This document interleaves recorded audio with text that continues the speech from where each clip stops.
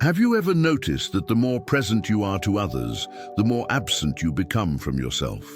We live in a time where being always available has become synonymous with love, virtue, and even human worth. But what no one tells you is that this constant availability is often the most sophisticated form of self-abandonment. Carl Jung said that the ego needs an audience to exist, and that's why it strives so hard to be seen, remembered, useful. The persona smiles, responds, welcomes, but the self is silent. It silently observes how much you've betrayed yourself in the name of approval. The world has taught us to confuse presence with emotional slavery. The culture of respond quickly, of don't keep anyone waiting, has transformed the act of existence into an eternal service to others. But the price of this is invisible and devastating. Because the more you try to be everywhere, the further you distance yourself from the only thing that truly matters, your center. It's the modern spiritual paradox. Everyone wants peace, but no one wants to disappoint. Everyone wants freedom, but no one can bear to appear selfish. And it's at this point that existential fatigue begins to cry out. Awakening doesn't happen when you learn to give more of yourself. It happens when you understand that limitless love becomes a prison. When you stop being constantly available, the world collapses for a moment, and that's exactly when everything reorganizes. People who only sought you out of need move away. Those who truly see you come closer, and most importantly, you begin to hear yourself. Silence stops being empty and becomes presence. Absence stops being rejection and becomes respect. Energy that was once scattered begins to return home. But this movement is counterintuitive. The ego will blame you, the world will call you cold, and old ties will try to pull you back. That's why this journey requires courage, the courage to displease. Because real spirituality isn't about being loved by everyone. It's about being true to yourself. Jung would say this is the beginning of individuation, when the soul decides to stop living for others and start living for itself. And when that happens, something quietly changes. You don't lose the world, you transform it. And it is about this transformation that we are going to talk now. There's something deeply treacherous about being the kind of person who's always available. At first glance, it seems like a sign of kindness, empathy, and elevated spirituality. But deep down, it's one of the most subtle forms of self-abandonment. Carl Jung would say that this constant surrender is the ego trying to feel needed, believing that personal worth lies in how much it serves others. The persona, that social mask we wear to be accepted, becomes the center of life, and the self is forgotten in the shadows. This is how the individual, without realizing it, begins to live to respond, please, and save, as if their very existence depended on it.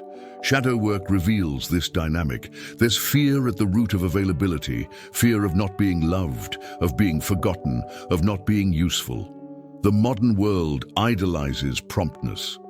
Responding quickly has become synonymous with competence, and being always accessible is almost a virtue. But the price is silent. The soul is drained. When one becomes the always open door, others enter, leave their emotional baggage, and leave.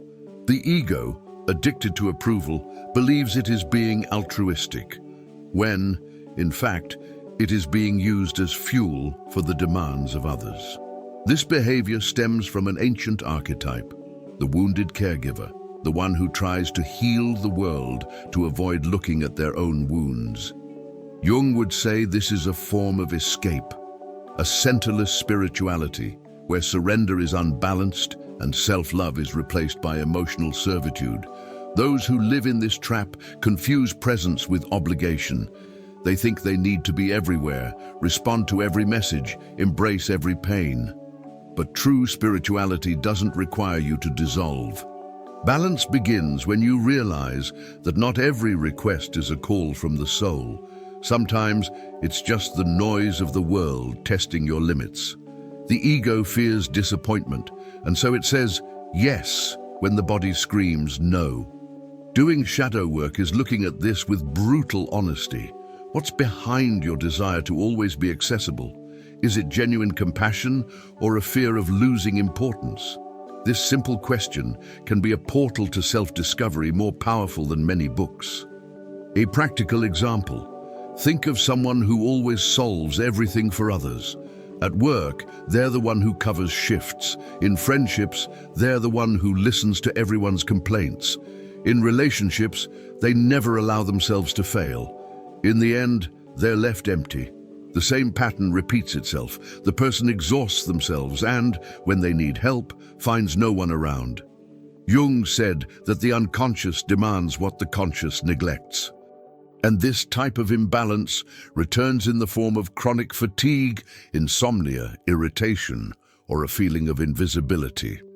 The universe seems to silently punish those who don't know how to prioritize themselves.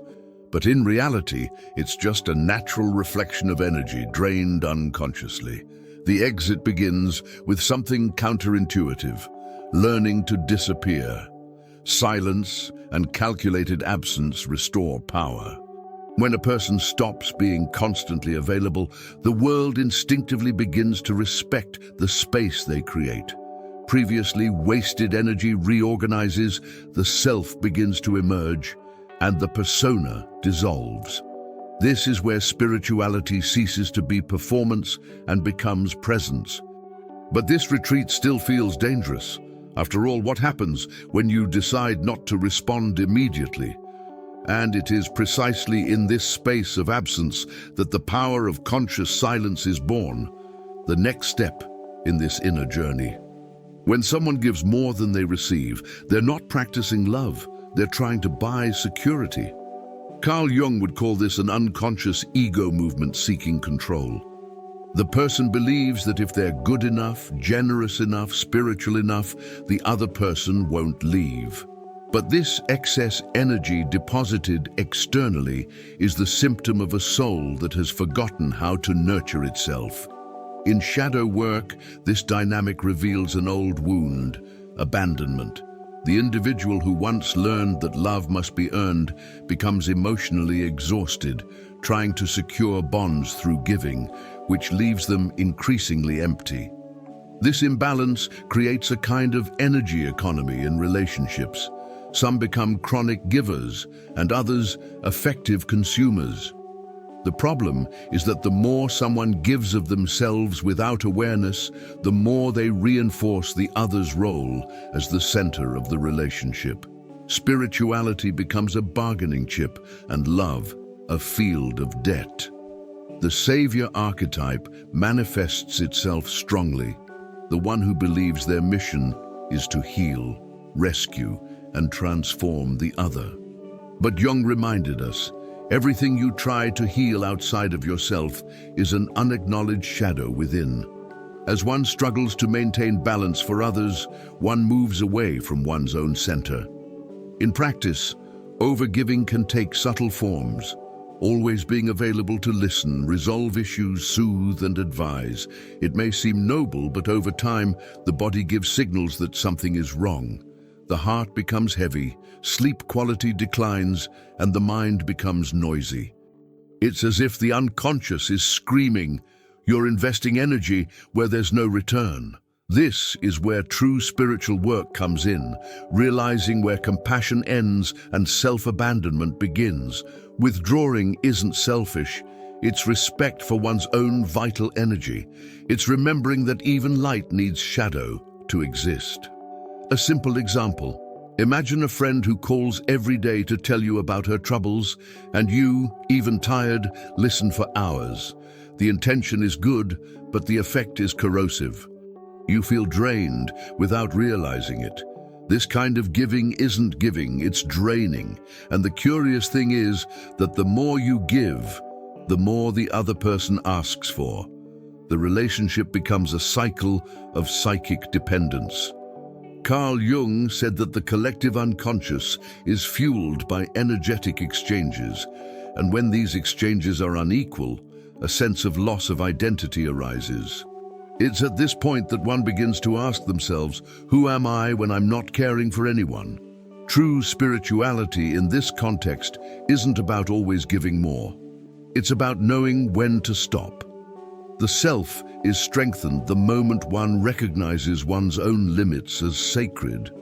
Balanced relationships don't require constant sacrifice, but conscious presence. When one learns to contain their energy, something changes. Others begin to reorganize around this new center of gravity. Love ceases to be a drain and becomes a mutual expansion. And it is in this moment that a new wisdom emerges, that of the silent power of retreat, which will be the next step on this journey. Few realize that retreat is one of the highest forms of spiritual power. Carl Jung said that everything repressed returns as destiny, and in this sense, conscious retreat is the act of interrupting unconscious destiny. When someone learns to withdraw, not out of coldness but out of lucidity, something changes in the psychic structure. The ego ceases to react, the persona dissolves, and the self begins to emerge with clarity. Conscious silence is the pause that restores vision. It is when the person stops fighting the world and begins to observe it from the outside, as if finally understanding the game.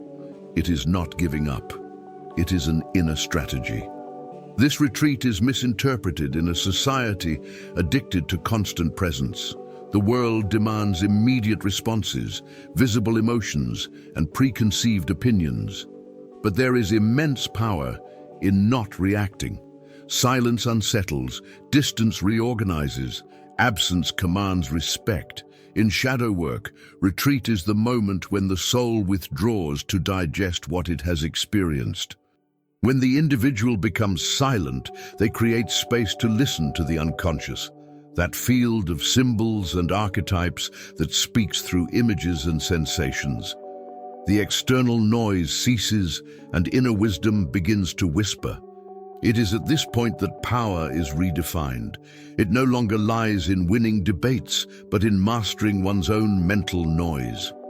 A simple example: someone provokes you, tries to throw you off balance, and instead of reacting, you breathe and observe. The old ego-driven mind demands an immediate response, but the self knows how to wait. This interval between impulse and action is the territory of freedom. Jung would call this individuation in motion, the process of becoming whole enough to no longer be controlled by the emotions of others. Conscious silence is a training.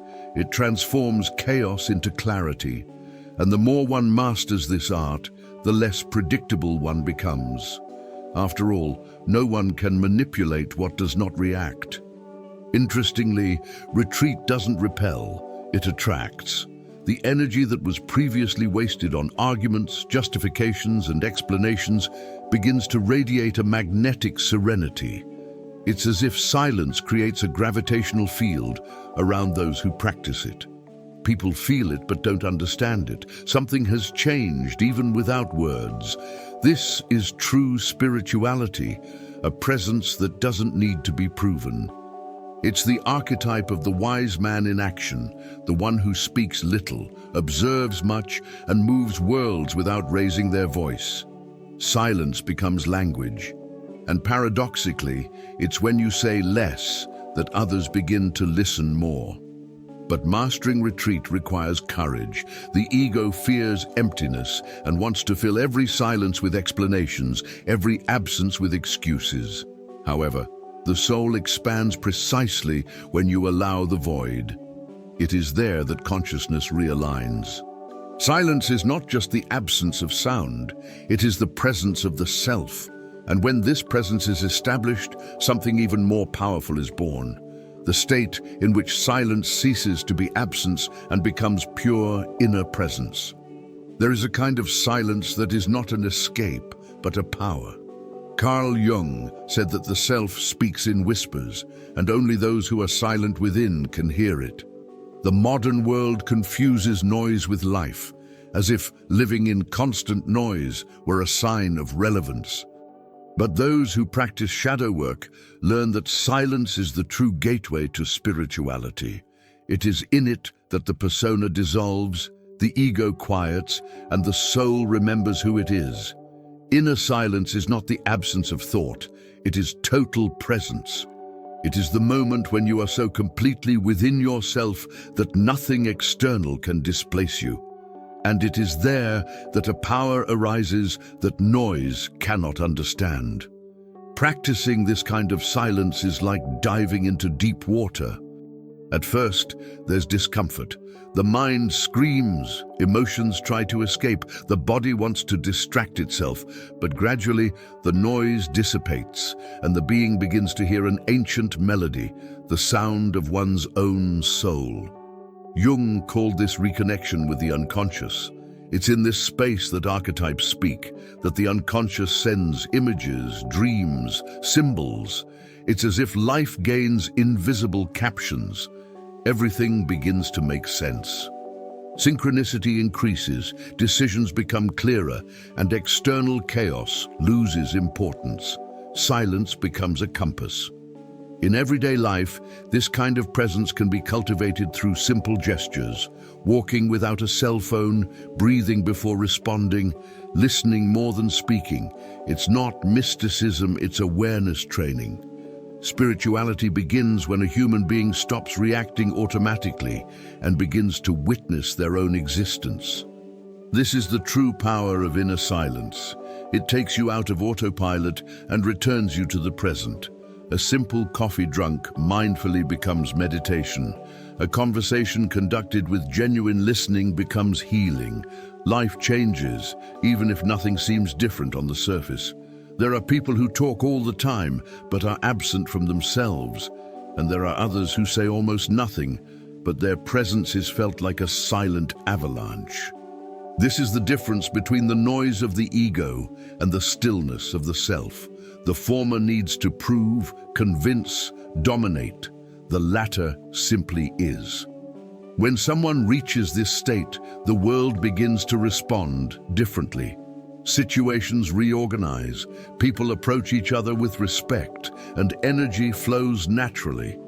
Inner stillness is magnetic. It doesn't need to impose itself, it simply exists. But it's important to understand, silence is not an end in itself, but rather a bridge. It connects consciousness to the unconscious, the human to the divine, thought to intuition. And when this bridge is established, something awakens, a new way of being in the world, more centered, more lucid, more whole. And it is precisely at this point that the next challenge arises, dealing with the emotional manipulations and projections of others, which attempt to tear us away from this state of presence. The more self-aware someone becomes, the more they begin to perceive the subtle webs of manipulation that surround them. Carl Jung said that everything we deny in ourselves, we project onto others. And this is how emotional games are born. When the ego doesn't want to face its shadows, it tries to control them through the people around them. This is why sometimes the quietest and most centered individual becomes the preferred target of those still dominated by needs and fears. Stable energy provokes those living in internal turmoil. The simple act of not reacting can be read as a threat, but in reality, it's just the mirror reflecting back the truth the other doesn't want to see. These manipulations aren't always conscious. They often stem from loved ones who are well-intentioned but emotionally immature. It's the friend who takes offense when you step away to take care of yourself, the partner who blames your silence, the colleague who tests your limits disguised as a joke. Their unconscious tries to restore the old balance, the one where you were predictable, approachable, always ready to give in. When you begin practicing shadow work and turn inward, you break the unconscious pact that sustained the game. And this causes discomfort because the world tends to resist anyone who decides to change their role. Emotional manipulation is an ancient dance, fueled by guilt and the need for control. Sometimes it comes in the form of victimhood, other times in the form of moral superiority. Both stem from the same wound, the fear of losing power over another. True spirituality teaches the opposite, that love seeks not to dominate, but to liberate. When the individual begins to recognize these dynamics, something changes within them. They begin to relate not through the reflection of the ego, but through the clarity of the self. They learn to say no without guilt, to withdraw without remorse, to protect themselves without closing themselves off. This is self-mastery, and nothing is more threatening to those who still live in unconsciousness. A simple example: someone provokes you emotionally, trying to make you feel wrong for walking away. Instead of reacting, you observe. You recognize the pattern, but don't feed it. This is the essence of shadow work, seeing the game and choosing not to play. The manipulator loses strength because their power depended on your reaction. Jung said that the collective unconscious is driven by psychic energy, and when you don't return the same vibration, the circuit breaks down. This is how balance begins to be restored. It's not revenge, it's emotional alchemy, transforming poison into wisdom. But this learning comes at a price.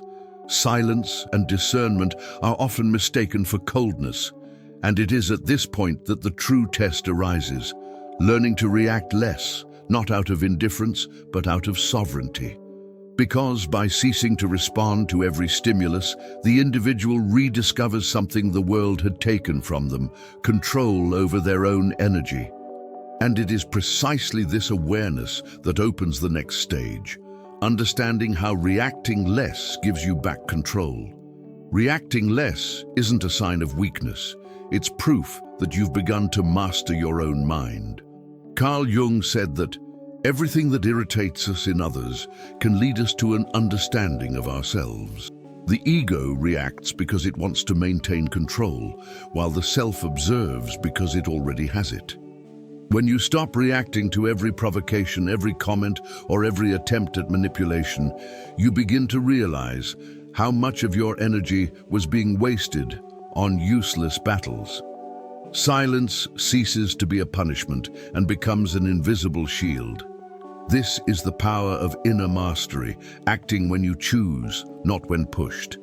Human beings have been conditioned to believe that responding is the same as existing. But automatic reaction is merely a reflection of a wounded ego. When you practice shadow work, you realize that reacting is surrendering power.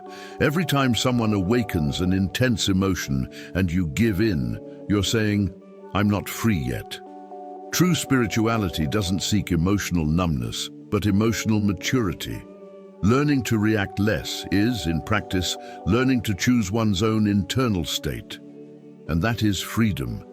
It's the beginning of individuation, when the self begins to manifest itself above unconscious impulses. There's a difference between responding and reacting. Reacting is the impulse, responding is awareness.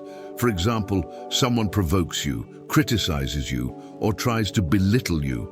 The old pattern would be to counterattack or justify yourself. The new pattern is to breathe, observe, and understand why something affects you. This is psycho-spirituality in action. When you choose not to react, you begin to observe the other as a mirror of your unconscious. Jung taught that the external world is a projection of the internal world. Thus, when you master your reactions, you begin to shape your own reality, because what was once a mirror now becomes a window. This emotional control isn't a blockage, it's a liberation. It means you're no longer trapped by other people's emotional agendas, and little by little, you realize that silence has more impact than any words. When someone expects you to explode and instead faces you calmly, something inside them disarms. The game is over. Power changes hands. This is the kind of mastery that doesn't need to be announced. It's felt. The centered person becomes a presence no one can control because they already govern themselves. This is the true meaning of spirituality applied to everyday life. And when the individual understands this power, something deeper reveals itself. Inner balance comes not from the outside world, but from the reconciliation between ego and self. This is individuation taking shape, the process of becoming whole. What was once reaction becomes consciousness, and what was once pain becomes wisdom. It is at this point that the soul begins to understand the true meaning of the Jungian path, individuation as a path to inner balance. Carl Jung believed that every human being carries within them an innate force that pushes them toward wholeness. This movement is the process of individuation, the journey of integration between who we are and what we deny. It's a path that begins in confusion and ends in clarity, but not without passing through chaos. The ego resists because it thrives on separation. It wants to control, it wants to be right, it wants to maintain its image. Individuation, on the other hand, demands surrender. It demands that we look into the shadow and accept what the ego has tried to hide. It is the moment when spirituality ceases to be pretty talk and becomes flesh, sweat, and silence. Balance is not constant peace. It is a dance between light and darkness. During individuation, the individual begins to realize that nothing external can fulfill them in a lasting way. Relationships, status, achievements, all of these lose their luster when the self awakens. It's a dangerous phase because the old persona begins to crumble and the world that sustained it collapses with it. Shadow work is essential here, recognizing the wounds, patterns, and emotional addictions that served as crutches. This dive isn't comfortable, but it's liberating. Jung said that he who looks outside dreams, he who looks inside awakens. It's this shift that ushers in true inner balance, the rediscovery of one's own center. The ego, accustomed to seeking approval and control, tries to resist this transformation. It fears disappearing. Therefore, it creates distractions, comparisons, anxieties, illusions of importance. But the self is patient. It waits silently until the individual tires of chasing what has never satisfied them.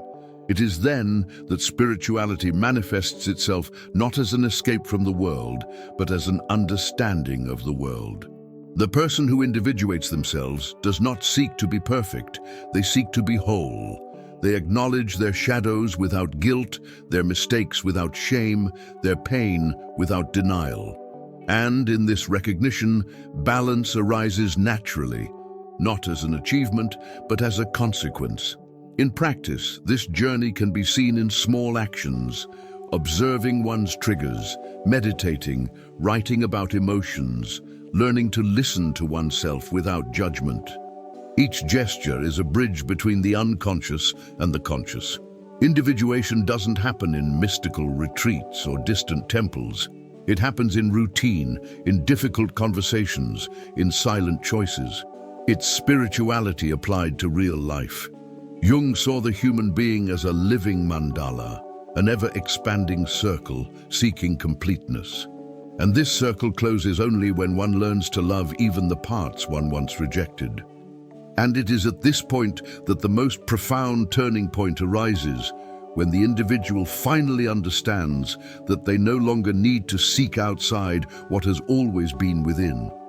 The self becomes home, silence becomes shelter, and solitude transforms into strength. Individuation is the return to the essential, the reminder that balance lies not in being accepted, but in being true. And when this happens, the perspective shifts. The search for external validation loses its meaning, and the energy that was previously spent on pleasing others begins to be invested in existing. This is the beginning of the final step of this journey, turning inward instead of seeking external validation. From an early age, human beings are taught to seek outside what can only be found within. They applaud when they please, criticize when they assert themselves, and thus a dependence on validation arises. Carl Jung said that the approval of the world is the greatest of spiritual vices because it distances the individual from the self and traps them in the persona. The person begins to live as a reflection of the gaze of others, shaping opinions, emotions, and even their tone of voice to be accepted. It is the ego ruling the soul while spirituality slumbers. But there comes a time when this mask weighs heavy. The soul, tired of pleasing, begins to whisper, "You were not born to be understood, you were born to be whole." The process of turning inward is an emotional detox. At first, it hurts. It hurts to not receive applause. It hurts to be misunderstood. It hurts to be left aside. But it is in this pain that the self awakens. The previously uncomfortable silence becomes companionship, and loneliness ceases to be absence and becomes presence. Shadow work here takes on the contours of rebirth. You must look with brutal honesty at what you have done just to be loved. How much energy is wasted trying to prove you are enough? How much peace is exchanged for temporary acceptance? True spiritual growth begins when a person decides to lose the other so as not to lose themselves. Turning to oneself is not selfishness, it is reconciliation. It is a return to the center where consciousness aligns with the soul. In this inner space, the judgment of others loses power and the gaze turns to the essential. What is true in me? Jung saw this movement as the pinnacle of individuation. When the ego bows to the self and the individual begins to live from authenticity, not performance, spirituality ceases to be a search and becomes expression. And curiously, it is when a person stops trying to be accepted that they become magnetic. Genuine presence is irresistible because it vibrates truth, and truth has its own frequency. In everyday life, this return can be practiced in simple ways. Spending time alone without guilt, writing down what you feel without censorship, choosing something because you want it, not because someone expects it. It's a practice in emotional sovereignty. When you begin to act out of integrity rather than approval, the energy shifts. Relationships are reconfigured, work gains purpose, and the fear of displeasing dissolves. The person realizes that the only approval that truly matters is that of their own heart. This is the moment when spirituality becomes alive, not as a doctrine, but as a state of presence. And so the circle closes. The journey that began with the trap of always being available ends with the freedom of being whole. The silence that once was defense is now strength. The retreat that felt like loss is now power. The gaze that once sought the other now finds the self. This is where the seeker becomes the find, and the external ceases to be a compass. The return to oneself is not the end. It is the beginning of a new consciousness, where everything one does is born of inner fulfillment.